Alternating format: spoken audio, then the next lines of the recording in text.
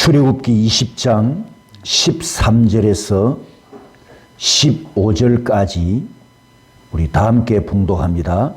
살인하지 말라, 간음하지 말라, 도둑질하지 말라. 아멘. 오늘은 이 세 개의 계명을 가지고 함께 살펴보도록 하겠습니다. 여섯 번째 계명, 살인하지 말라. 6계명이 명하는 것은 생명을 해치거나 또 신약에서는 마음으로 미워하는 것도 살인이라 하셨지만 10계명 서론에서 우리가 배웠던 것처럼 사랑의 원리에 근거하여 타인의 목숨을 지키고 보존하기 위해 그의 생명을 사랑하는 수준까지 이르러야 우리 그리스도인들이 여섯 번째 계명을 지킨다 할 수 있습니다.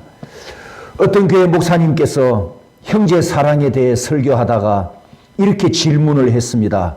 여러분 중에 현재 단 한 명도 미워하는 사람이 없는 분, 먼지만큼도 미워하는 사람이 없는 분은 손들어 보세요 라고 했는데 90이 넘은 할아버지가 손을 번쩍 들더랍니다.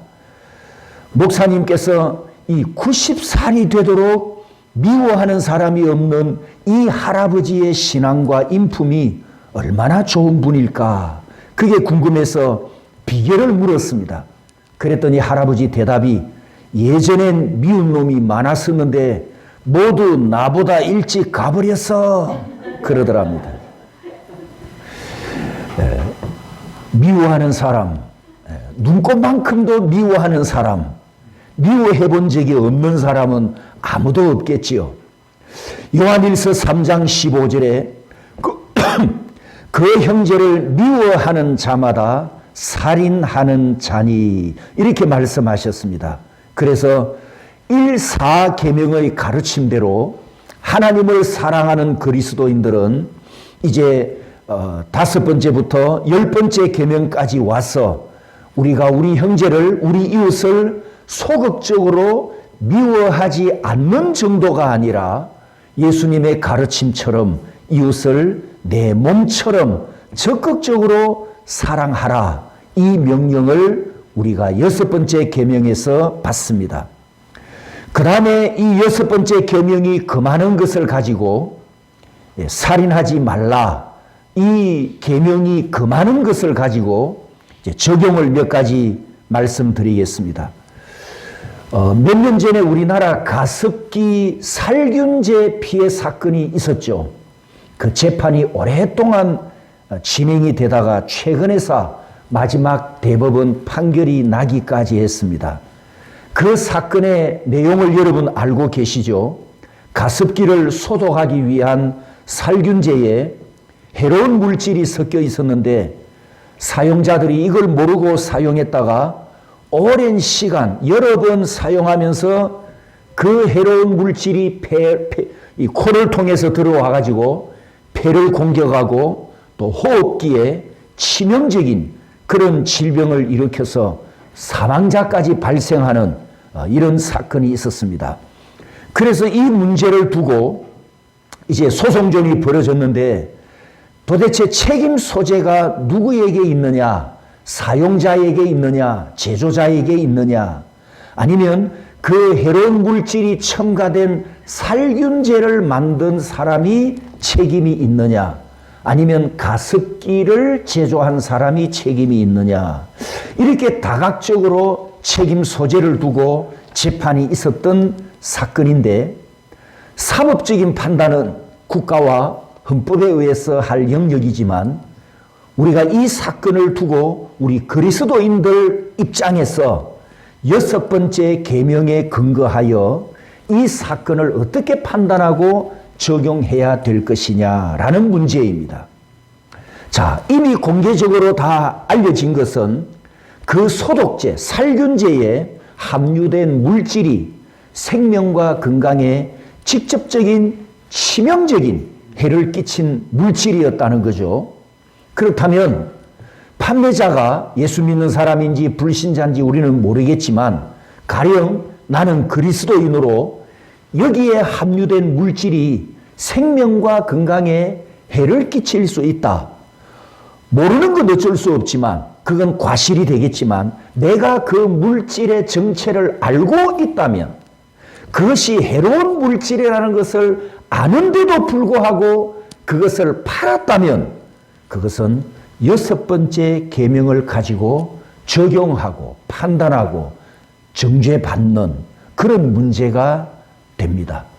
그래서 우리 그리스도인들은 항상 하나님의 형상으로 지음받은 사람의 생명, 이 생명을 보존하고 생명을 보호하는 일에 우선순위를 두고 그 일에 우리가 힘을 써야 합니다. 두 번째 적용은 신명기 22장 8절에 보면 성경에도 여러분 이런 말씀이 있습니다. 내가 새 집을 지을 때에 지붕에 난간을 만들어 사람이 떨어지지 않게 하라. 그 피가 내 집에 돌아갈까 하노라. 우리 한국 상황이 요 말씀이 딱 맞죠. 왜냐하면 인재에 의한 사망사고가 너무나 많이 일어나지 않습니까? 뭐 공사 현장에서 혹은 공장에서 등등. 뭐 어제 아래 최근에도 공사 현장에서 뭘 하다가 떨어져서 두 명이 죽는 또 이런 사고가 또 일어났더라고요.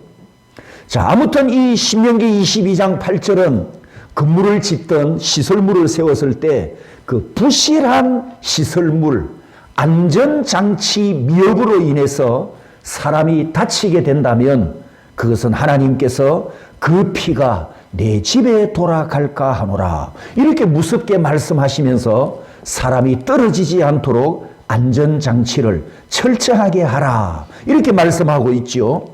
그러면 가령 우리 그리스도인이 어떤 허가를 하는 권한을 갖고 있든지 또 감독, 현장을 감독하는 감독의 권한을 갖고 있는 공무원이든지 이런 직책을 갖고 있다면 이 신명기 22장 8절에 의해서 우리는 그 권한과 허가의 권한과 감독의 권한에 최선을 다해서 생명이 다치지 않도록 인간이 다치지 않도록 지키고 보존하는 일에 자기 의무를 다해야 합니다.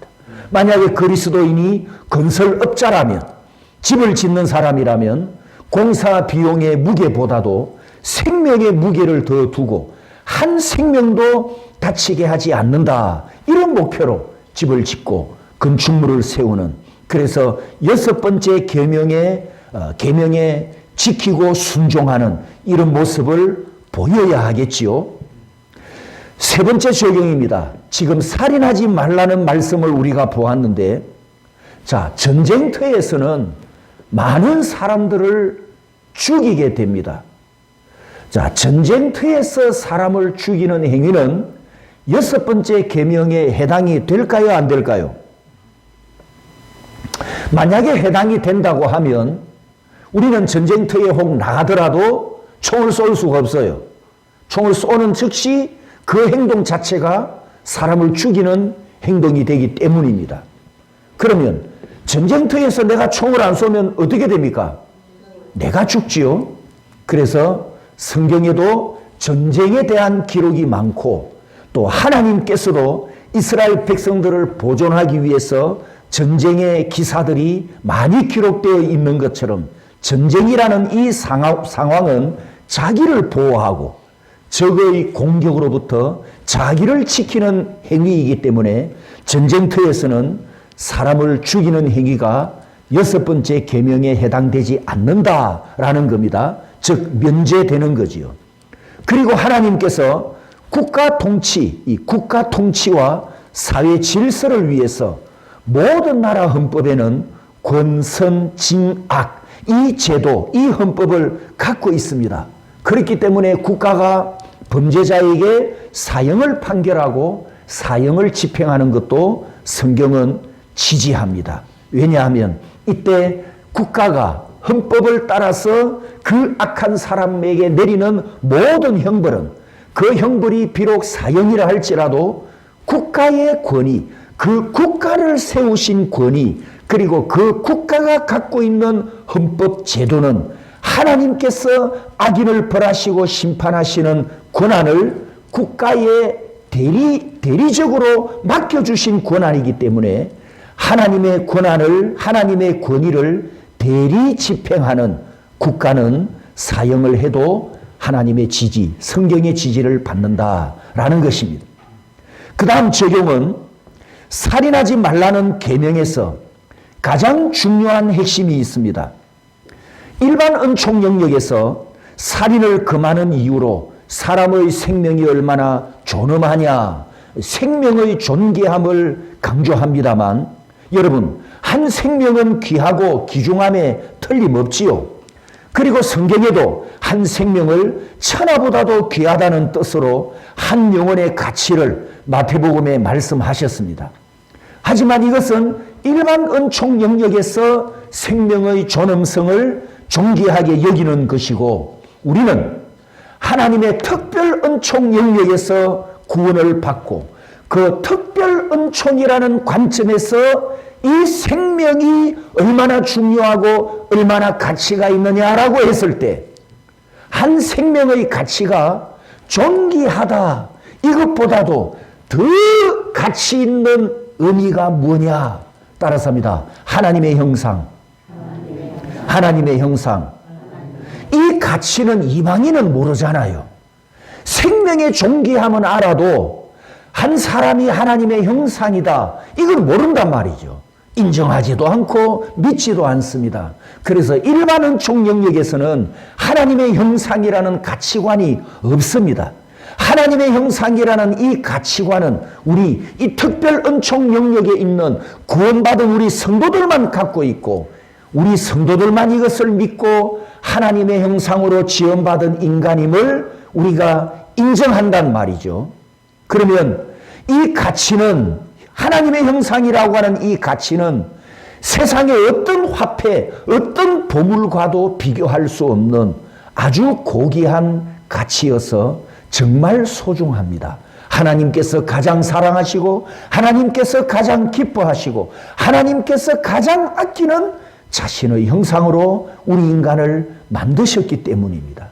인간의 언어로 핏줄, 혈육 이렇게 표현하듯이 하나님과 인간의 관계가 창조로 혹은 존재론적으로 그리고 영적으로 이렇게 하나님께 연결된 하나님의 형상으로 지음받았다라고 하는 이 존귀함을 우리가 알아야 합니다.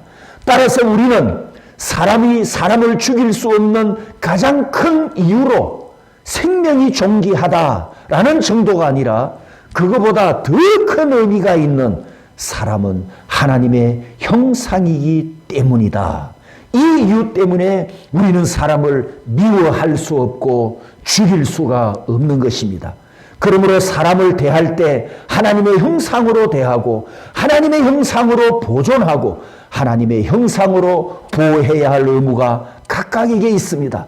내가 나 자신이 하나님의 형상으로 보호받으면 사랑받아야 할 이유가 있듯이 이웃도 나와 똑같이 사랑하라고 주님께서 십계명의 대강령으로 명령하셨습니다. 자신을 사랑하듯 이웃을 사랑한다면 사랑이 충만하고 평화가 충만한 행복한 세상이 우리 그리스도인들을 통해서 그리스도 안에서 이루어질 줄 믿습니다. 7번째 계명은 간음하지 말라라고 명령하십니다. 명하는 것은 하나님의 형상으로 만들어진 사람의 순결을 지키고 생각과 말과 행동으로 자신의 정조와 이웃의 정조를 지키라 이렇게 명령하셨습니다. 그리고 7번째 계명이 금하는 것은 성과 관련하여 생각과 말과 행동이 정결하지 못한 것을 금지하셨습니다. 세상 마지막 종말에 나타나는 죄, 그 죄가 종말을 향해서 점점 더 발전하고 죄가 점점 더 온 세상에 충만해지는 그 두 가지 죄가 무엇입니까?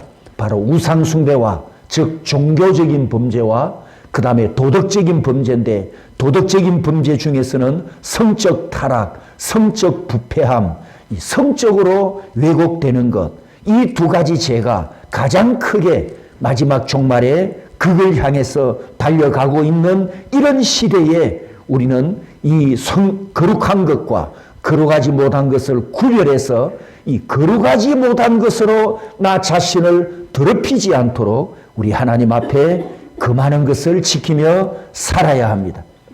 이제 오늘 마지막 8번째로 도둑질하지 말라. 8번째 계명이 명하는 것입니다. 여러분, 이 8번째 계명은 많은 사람들이 원하고 바라고 좋아하고 갖고 싶어하는 재물에 대해서 거룩하라. 이것을 하나님께서 명령하셨습니다. 한번 따라서 볼까요? 재물에 대해 거룩하라. 예, 재물과 관련해서 거룩해야 되는데 여러분도 재물 좋아하시죠? 아무도 좋아 안 하십니까? 그럼 저 좀 주고 가십시오. 저는 재물을 좋아하거든요. 재물 좋아하시죠? 예, 돈 안 되려고 이제는 또 대답을 하시는 거 보이소? 혹시 나는 물질이 필요 없습니다. 이런 분이 있다면 갖고 계신 물질을 제게 주십시오. 잘 써드리겠습니다. 반대로 이런 사람이 있습니다. 어떤 분은 돈이 최고랍니다. 돈을 너무 좋아한 나머지 돈의 노예가 되어서 끌려갑니다. 이런 사람에게는 하나님보다도 돈이 더 높은 곳에 있어서 큰 문제가 되기도 합니다. 오늘 8번째 계명으로 우리 그리스도인들은 물질과 올바른 관계를 어떻게 가져야 하는지 말씀으로 살펴보겠습니다. 창세기 1장 28절에 하나님께서 우리 인간을 창조하신 후에 사람에게 내린 최초의 명령, 최초의 복은 생육하라, 번성하라, 충만하라와 함께 따라서 합니다. 정복하라, 다스리라. 이 복을 우리에게 주셨습니다. 혹시 여러분 집안에 함께 살고 있는 애완동물이 있습니까? 그런데 그 애완동물을 다스리고 있습니까? 아니면 내가 애완동물에게 지배를 받고 있습니까? 제가 가정을 해서 이렇게 한번 표현을 해보겠습니다. 내가 내 집에 개를 한 마리 데리고 같이 살고 있는데 개 목줄을 내 목에다 메고 내가 개에게 질질 끌려간다면 여러분, 사람 목에 개 목줄을 묶어서 개가 내 주인이 되고 내가 개 주인에게 질질 끌려다닌다면 이건 있을 수 없는 일이잖아요. 방금 제 표현을 들으면서 아마 상상만 해도 이건 굉장히 기분 나쁜 이야기예요. 그죠? 그런데 사람이 개에게 끌려간다면 기분 나쁜데 돈에는 왜 노예가 되어 있을까요? 돈에는 왜 질질 끌려가는 것을 기분 나쁘게 생각하지 않습니까? 눈에 보이지 않는 돈줄에 목이 묶여서 끌려다니는 인생들이 많지 않습니까? 창세기 1장 28절에 하나님께서 우리에게 주신 복은 이 땅을 정복하라. 이 복을 주셨는데 왜 돈은 정복하지 못하고 돈은 왜 다스리지 못할까요? 아마 이렇게 대답할 수 있습니다. 저는 가난하기 때문에 그렇습니다. 라고 한다면 그러면 그 사람이 부자가 되면 돈의 노예가 안 될까요? 또 반대로 이렇게 대답할 수 있겠죠. 나는 돈이 너무 많기 때문입니다. 라고 한다면 그 사람이 가난해지면 돈을 초월해서 살아갈 수 있을까요? 사람이 돈의 노예가 되느냐 안 되냐라는 문제가 돈이 많으냐 적으냐 이 문제가 아니라는 거예요. 창세기 1장 28절에 하나님의 명령은 하나님의 형상으로 지음받은 인간이 다른 모든 피조물을 정복하라, 다스려라 이렇게 왕이 되라고 하셨지 돈을 포함해서 다른 피조물의 지배를 받으면 안 된다 이렇게 말씀하셨습니다. 물질과 관련해서 신약에서 자주 인용되는 구절이 있습니다. 디모데전서 6장 10절에 돈이 나쁜 것이 아니지만 돈을 사랑하면 일만하게 뿌리가 된다 이렇게 말씀하셔서 돈을 다루고 돈을 사용할 때 거룩한 지혜가 필요함을 알게 해주는 말씀입니다. 그렇다면 이 8번째 계명 도둑질하지 말라 이 명령을 우리가 구체적으로 한번 살펴보겠습니다. 혹시 여러분은 지금까지 살아오면서 도둑질을 한 번도 해본 적이 없습니까? 그러면 초등학교, 중학교, 고등학교 때 한 번도 해본 적이 없습니까? 혹시 기억을 더듬어 보십시오. 자, 이 시절에 안 해본 사람은 없겠죠. 예, 부모 호주머니 속에서 돈을 빼갔던, 아니면 마트에 가서 슬쩍 훔쳤던. 자, 초중고 시절을 이야기하면 김재영 형제는 어때요? 뒤에 어머니 있어서 대답하기 곤란합니까? 예? 있죠? 전과자죠? 예. 제가 10대 중반 때 창원에서 살았는데 어떤 내용인지는 안 물어볼게요. 제가 10대 때 그 창원에서 살았는데 전에 보셨죠? 진해에 살고 있는 우리 고모님. 아주 이제 가깝게 지냈기 때문에 제가 고모님 댁에 자주 놀러 가곤 했습니다. 거기 가서 놀면서 이제 그 동네에서 사귄 친구들이 있었는데 저 말고는 전부 이방인들이죠. 그러니 뭐 노는 게 뻔하지 않습니까? 그리고 나서 이제 20대 초반에 이영로 목사님을 우리 창원교회 모시고 부흥회를 했는데 이 강사께서 마태복음 5장 26절 말씀을 가지고 홀이라도 갚기 전에는 지옥에서 나오지 못한다고 어찌 겁을 주시는지 그때 제가 충격을 받고 부흥회 끝나고 당장 진해로 달려갔습니다. 할아버지 부부가 운영하는 조그마한 구멍가게가 있었는데 여기에 우리 이방인 친구들이 가끔 담배 사러 들렀다가 할머니 할아버지 안 볼 때 제가 과자를 살짝 훔쳐가지고 호주머니 넣은 게 2번 있었던 게 그 부흥회 설교를 들으면서 기억이 났던 거예요. 그래서 가서 할아버지 할머니에게 과자값을 주면서 여차 했다고 죄송하다고 용서해 달라고 그랬더니 그거 어린 나이에 그럴 수 있는 거지 그걸 뭐 가져와서 갚냐고 자네는 참 마음씨가 착하다고 이런 칭찬을 듣긴 했습니다만 아무튼 그 강사의 홀이라도 갚지 않으면 지옥에서 못 나온다는 이 무서운 말씀을 듣고 도둑질을 회개했던 기억이 납니다. 이런 사람이 있습니다. 나는 돈을 좋아하지 않아. 나는 많이 있는 게 싫어. 나는 적당하게 많이 있으면 돼. 여러분 이거 모두 거짓말이라는 거 인정하시죠? 예수님께서 이런 말씀을 하셨습니다. 내 보물 있는 그곳에는 내 마음도 있느니라. 여러분 이게 명쾌한 진리라고 생각되지 않습니까? 예수님께서 우리 인간의 심리 상태를 이리도 잘 아시고 마치 쪽집게처럼 콕 집어서 말씀하셨어요. 보물 있는 곳에 네 마음이 가 있잖아. 바꾸면 이런 말씀이 되잖아요. 그러니까 우리 마음속이 주님께 다 들킨 것 같은 그런 느낌이 듭니다. 그 보물이 물질이든 보석이든 정신적인 것이든 혹은 형이상학적인 것이든 모든 사람의 마음속에는 다 각각 나름의 보물이 있습니다. 그 보물 있는 곳에 마음이 가 있는 것이 정상이고 진리입니다. 그래서 주님이 꿰뚫어 보셨어요. 네 마음속에 숨겨놓은 보물이 다 있잖아. 이렇게 지금 말씀하셨거든요. 어떤 사람은 장롱 속에 숨겨두기도 하고요. 어떤 사람은 장판 밑에 감추어 두기도 하지요. 전에 보니까 어떤 사람은 마늘밭에 숨겨두기도 했습니다. 장롱과 장판 밑에 숨겨뒀다가 가끔 도둑님이 들러서 찾아가서 잘 써줘. 이 도둑님은 한 번 들어가면 2, 3년 후에 잊을만 하면 또 찾아가는 습성이 있습니다. 절대 그 같은 장소에 숨겨놓으면 안 됩니다. 다른 데로 옮겨놔야 됩니다. 이 도둑의 원칙이 이겁니다. 2, 3년 뒤에 다시 찾아가는 것. 그때 되면 잊어버리기 때문에. 아무튼 8번째 계명에서 하나님을 사랑하고 이웃을 사랑하려면 그리스도인으로서 어떤 물질관을 가져야 하는가? 모든 물질의 원주인, 따라서 합니다. 원주인. 이게 누구인가 분명해야 됩니다. 여러분, 내가 물질을 가지고 있죠. 이 세상에서 수평적으로 인간 세계에서 내 것은 내 것이에요. 네 것은 네 것이고. 그죠? 수평적인 인간관계에서는 내 것과 네 것이 달라요.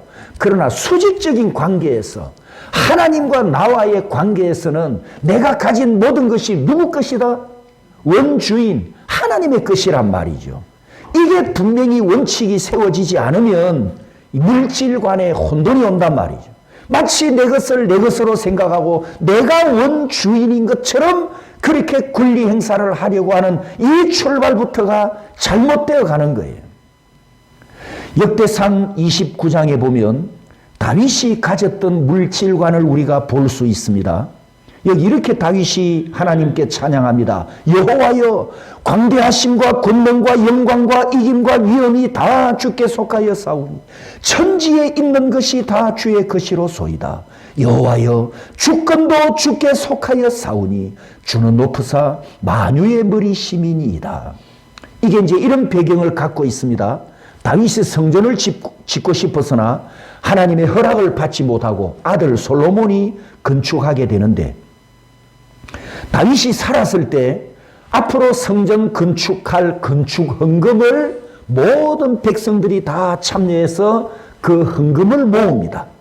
그런데 그때 이 성전 건축 헌금을 모았는데 어마어마한 금액이 모여졌단 말이죠. 건축 헌금이. 그리고 나서 이제 다윗이 하나님께 영광송을 올려드린 장면이 바로 이 11절입니다. 물론 이 영광송은 길게 있습니다만 이 내용을 보면 이런 겁니다. 다윗이 왕으로 있는 동안에 전쟁에 나가서 백전백승을 거두었기 때문에 주변 국가들로부터 어마어마한 세금을 거둬들입니다. 국가 재산은 넘쳐났고 백성들의 삶의 질도 풍성해졌습니다. 그러니 백성들이 성전을 짓는다고 하니까 어마어마한 금액의 건축헌금을 기쁨으로 드렸고 풍성하게 그 건축헌금이 모여졌어요. 그리고 나서 다윗이 하나님께 찬양합니다. 다윗이 말하기를 내가 정복했고 내가 빼앗아 왔고 나 때문에 물질이 풍성해졌습니다. 이렇게 주장하지 않았고 자신이 전쟁터에 나가 싸웠으나 이김은 주님께 속하였고 내가 지금 왕좌에 앉아있지만 주권도 주님의 것이고 천지에 있는 모든 것이 주님의 것입니다. 이렇게 고백합니다.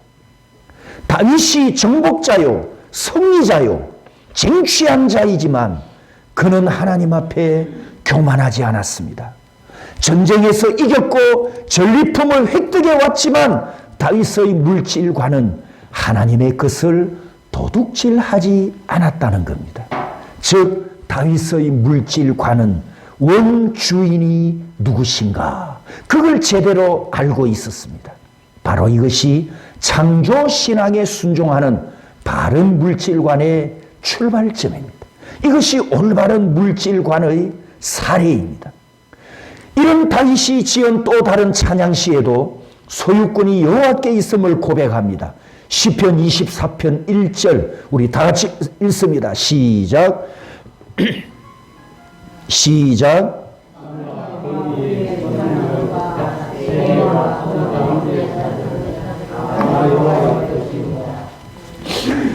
지금 내가 갖고 있는 모든 것의 원주인은 내가 아닙니다. 다 여호와의 것입니다. 이렇게 고백합니다. 성도 여러분, 여러분이 갖고 있는 모든 것의 원주인은 내가 아니고 다윗의 고백에 의하면 하나님의 것이랍니다. 여러분도 인정할 수 있습니까? 고백하십니까?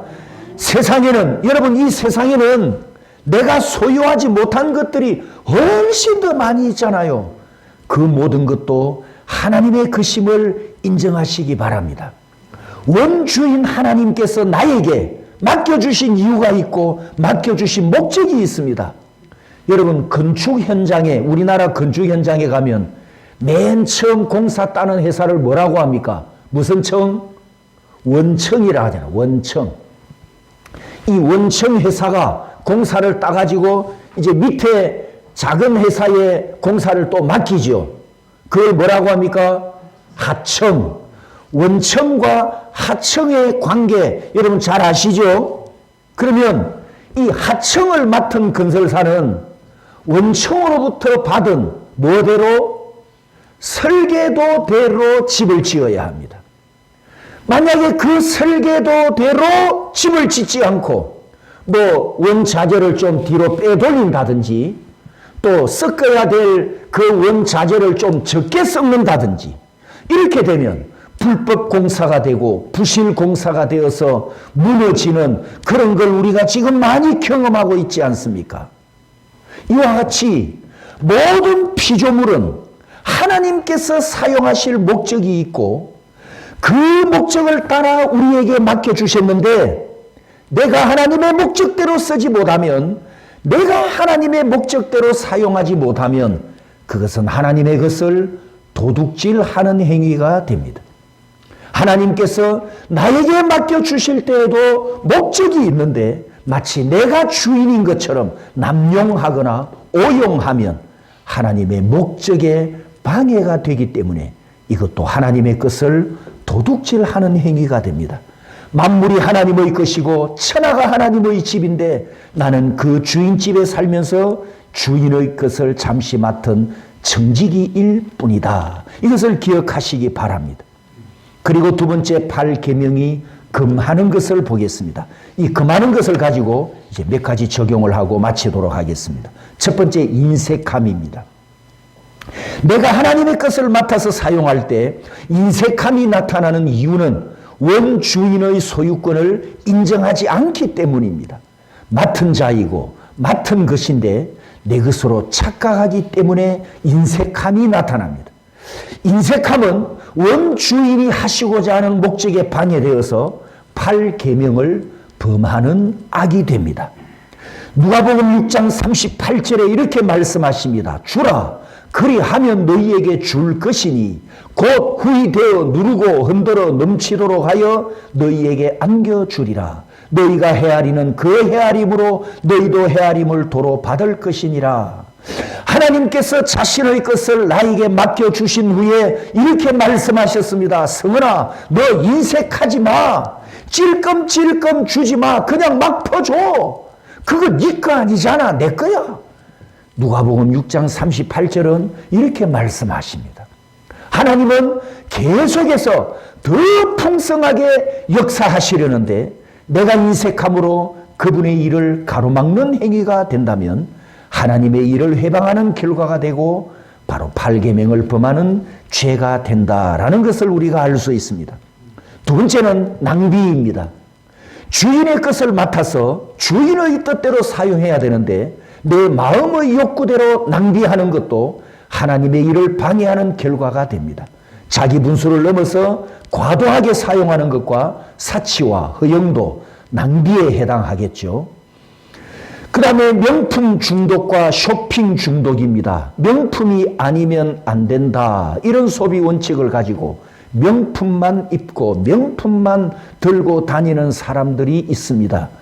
여러분, 부자가 자기 소유를 사용하는 것은 당연하지만 가진 것이 넉넉지 않은 사람이고 명품을 사용할 만한 재력이 없는데도 가령 빚을 내어서 명품에 중독되었다면 그것은 분명히 책망받을 낭비라는 거죠. 그리고 필요 없는 물건인데도 이미 집에 있는데 당장에 사용할 긴급한 물건도 아닌데 필요 이상의 쇼핑을 한다면 이것도 역시 낭비에 해당됩니다. 이처럼 하나님의 뜻을 이루기 위해서 사용되어야 할 나에게 맡겨주신 물질이 나의 탐욕으로 엉뚱하게 지출된다면 그것은 하나님의 뜻을 방해하는 행위가 되고 8계명을 범하게 된다라는 것입니다. 여러분, 주윤발이라는 영화 배우 아시죠? 홍콩의 아주 유명 스타입니다. 한창 전성기에 돈을 많이 버는 그런 배우이기도 합니다. 지금부터 2년 반쯤 전에 이렇게 선포를 했습니다. 자기가 갖고 있는 재산 99%를 사회에 기부하겠습니다. 9%도 아니고 99%. 그것을 환원한다는 약정서를 써서 화제가 되었는데 그가 그때 기부한 재산이 우리 돈으로 얼마냐? 8,100억 원입니다. 우리가 부자들이 통 크게 기부하는 것을 종종 뉴스로 들었기 때문에 뭐 그러려니 이렇게 할 수 있지만 이 뒷얘기를 들어보면 주윤발 씨는 다른 부자와 달리 감동을 주는 진실함과 순수함이 있습니다. 뒷얘기에 이런 이야기가 있습니다. 이건 유언비어가 아니고 사실입니다. 주윤발이가 쓰는 한 달 용돈이 얼마쯤 될 것 같습니까? 재산이 8,100억 원인데 한 달 쓰는 용돈이 11만 원. 믿어지십니까? 자가용이 없습니다. 진짜로 없습니다. 그래서 버스나 지하철, 대중교통을 이용합니다. 택시도 안 탑니다. 그리고 사진을 보시면 입고 있는 옷을 보십시오. 어떻습니까? 좀 비싼 옷 같이 보입니까? 어떤 옷으로 보입니까? 재래시장에 가서 가장 값싼 옷 같지도 않은 이런 옷을 사서 흐름하게 입고 다닙니다. 운동 취미가 있는데 달리기와 등산이랍니다. 달리기와 등산, 이게 운동 취미인데 이 운동을 왜 좋아하느냐? 다른 운동도 많은데 왜 하필이면 이 운동을 좋아하느냐라고 기자가 물었더니 대답이 뭔지 아십니까? 돈이 안 들기 때문에. 달리기, 등산 돈 안 들잖아요. 휴대폰을 바꿨습니다. 12년 동안 썼답니다. 왜 바꿨느냐? 액정이 고장이 났는데 12년이 돼 놓으니까 부속이 없어가 못 고쳐서 할 수 없이 바꿨대요. 자, 이런 사람이 자기 재산 99%를 내놓는다고 했을 때 다른 부자들과는 좀 다른 모습이 보이지 않습니까? 진짜로 검소하게 살고 최대의 절약을 하면서 모은 재산을 9%도 아니고 99%를 기부한다고 하니 이 주윤발 씨는 정말 존경받을 만한 부자입니다. 그는 자기가 맡은 것을 다시 세상에 내어놓음으로 바르게 물질을 쓰고 있는 모습을 우리가 보게 됩니다. 그 다음에 네 번째 적용은 이 8번째 계명을 우리가 지금 생각하고 있는 중입니다. 상습적인 체납도 도둑질에 해당됩니다. 가끔 우리가 뉴스를 듣죠. 상습적인 체납, 이 국고를 도둑질하는 행위에 속하지요. 세금을 내야 되는데 또 벌금도 내야 되는데 의무적으로 납부해야 되는 돈을 바빠서 잊었다든지 현금이 없어서 제때 납부를 못했다든지 이 경우는 제외하고 의도적으로 납부를 미룬다든지 상습적으로 체납하는 이런 사람들이 많지 않습니까? 그래서 밀린 세금이 수천만 원, 어떤 사람은 수억까지 되어가지고 이 세금 국세청에서 뒷조사를 하고 막 쫓아다니고 숨어있는 집에 들어가서 숨어있는 재산 다 찾아내고 이런 볼상 사나운 모습까지 나타내는 이런 악덕 부자들, 악덕 재산을 가진 사람들. 이건 우리 그리스도인들에게 결코 바른 자세가 아니죠. 그래서 상습적인 체납도 아까 말했습니다. 의도적으로 혹은 상습적으로 국가 세금을 내지 않는 것도 우리 그리스도인들은 8번째 계명의 적용을 받는다라는 것을 기억해야 됩니다. 5번째, 노동자와 알바 임금을 국가에서 정한 것에 못 미치거나 임금을 체납하는 행위도 역시 해당됩니다. 마지막 6번째로 소송을 남용하는 행위. 작금의 대한민국에는 지금 고소 고발이 넘쳐나서 범죄 수사 책임자들과 법관들이 너무 과도한 업무로 고통을 당하고 있답니다. 우리 예수 믿는 사람들도 나 자신의 억울함을 풀거나 또 타인의 잘못을 법적으로 판결받기 위해서 고소 고발할 수 있습니다. 그런데 고소 고발을 하는 목적이 선한 것과 악한 것을 가리기 위한 목적이 아니고 타인을 공격하기 위해서 나한테 고통을 준 그 원수를 괴롭힐 목적으로 고소 고발을 한다든지 또 죄가 없는데도 일단 덮어놓고 고소 고발을 해서 그의 명예가 실추되게 한다든지 법정에 세우는 이런 고통을 줄 목적으로 남발하는 고소 고발 행위는 경찰의 자원과 헌법기관의 자원을 쓸데없이 낭비하게 하는 도둑질 행위가 되기 때문에 우리 그리스도인은 이런 고소 고발은 절대 삼가야 합니다. 그러니까 도둑질 하지 말라는 이 말씀이 내가 남의 것을 슬쩍 훔치는 행위 외에도 우리의 삶 속에서 적용을 해보면 굉장히 폭넓게 이렇게 적용이 된다는 것을 기억하시고, 우리는 항상 이 십계명을 통해서 예수님께서 우리에게 가르쳐 주신 두 가지 큰 강령. 첫 번째 무엇입니까? 첫 번째 강령, 하나님을 사랑하라. 두 번째 강령, 이웃을 내 몸같이 사랑하라. 이 사랑의 원리로 우리가 하나님 앞에 순종하고 실천하고 행한다면 우리는 기쁨과 자원함으로 즐겁게 그 사랑의 원리로, 사랑의 원동력으로 이 계명을 하나님 앞에 지켜서 하나님 앞에 거룩하게 살아가게 될 줄 믿습니다. 하나님께서 계명을 통해서 우리에게 요구하신 것은 바로 사랑이 충만한 그리스도인이 되어라, 이 요구잖아요. 예수님의 가르침대로 하나님을 사랑하고 이웃을 사랑하는 사랑이 풍성한 우리 성도들이 되시기를 주님의 이름으로 축복합니다.